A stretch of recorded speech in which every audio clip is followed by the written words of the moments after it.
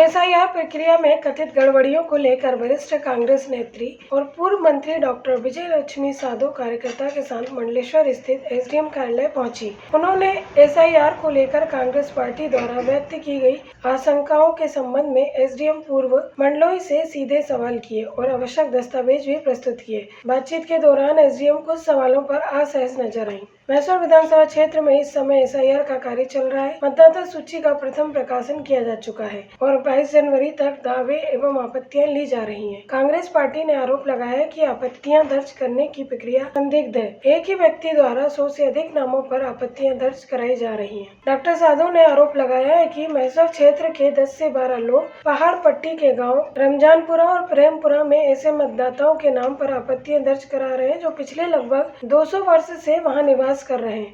उन्होंने आरोप लगाया है कि विशेष धर्म के लोगों को निशाना बनाया जा रहा है। कांग्रेस ने यह भी आरोप लगाया है कि प्रारूप 7 में झूठी जानकारी भरकर आपत्तियां दर्ज की जा रही हैं। कुछ मामले में जब कथित आपत्तिकर्ताओं से मोबाइल पर संपर्क किया गया तो उन्होंने आपत्ति दर्ज कराने से इनकार कर दिया। वहीं एक आपत्तिकर्ता इंदौर निवासी पाया गया। पूर्व मंत्री डॉक्टर विजय लक्ष्मी साधो ने कलेक्टर से मांग की है कि सभी आपत्तिकर्ताओं की सूची सार्वजनिक की जाए। साथ ही यदि कोई आपत्ति झूठी पाई जाती है तो संबंधित व्यक्ति के खिलाफ दंडात्मक कार्रवाई की जाए।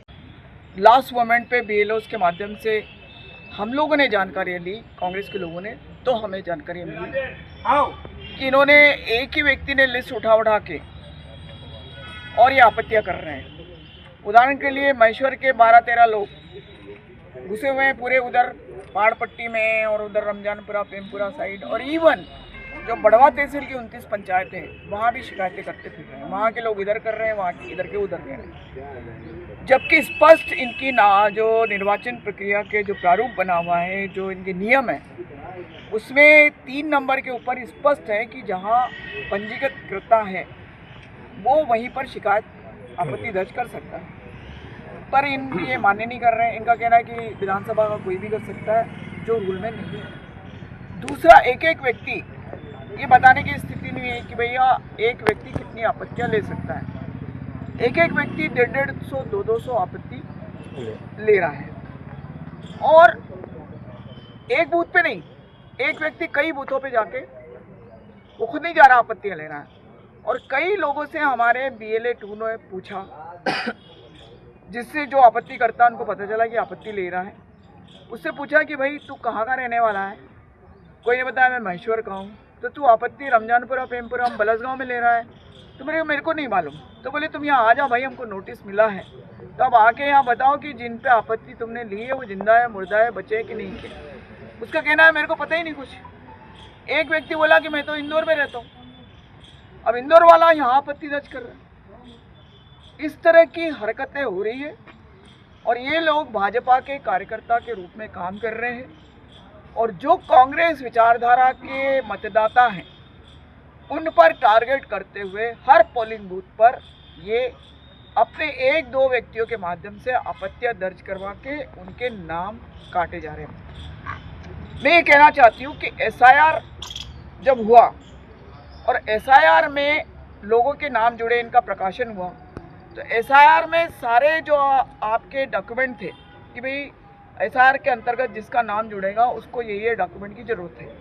उसी के आधार पर जो मतदाता सूची प्रकाशित हुई, जिसका प्रकाशन हुआ, अब उस मतदाता सूची का प्रकाशन निर्वाचन आयोग ने जब किया, सारे डॉक्यूमेंट लेकर उन्हीं पे आपत्ति दर्ज कराई जा रही है, तो मुझे समझ में नहीं आता कि एसआईआर फिर जो किया आपने, वो तो सारे डॉक्यूमेंट लेके वो तो ऑथेंटिक है, उसके ऊपर आप आपत्ति कैसे आप ले सकते हो? ये एक सोचने वाली विषय है। इसका मतलब है कि गालपेल कर रही है, पूरा घोटाला कर रही है बीजेपी की सरकार, और कांग्रेस विचारधारा के लोगों को ज़्यादा से ज़्यादा वो काट रहे, नाम काटने की कोशिश कर रहे हैं। हमारा यही कहना है कि प्रारूप 7 में एक ये भी प्रावधान है कि जो आपत्ति करता आपत्ति अगर दे रहा है, अगर वो असत्य पाई जाती है तो वो धारा उसमें दी है 50 कौन सी, उसके अंतर्गत उसको कारावास और दंड की सजा है। हमारा आदरणीय कलेक्टर महोदया से ये निवेदन है, अभी हम एसडीएम साहब से मिले थे, कि उस धारा के अंतर्गत जो असत्य कथन कर रहा, प्रारूप 7 के अंतर्गत जो अभी आपत्तियां दर्ज कर रहा, उस पर तुरंत कार्रवाई होकर उस पर एफआईआर होनी चाहिए। और एफआईआर होकर उसको कारावास होना चाहिए, ये हमारी मांग है। मैसूर से राकेश शर्मा की रिपोर्ट।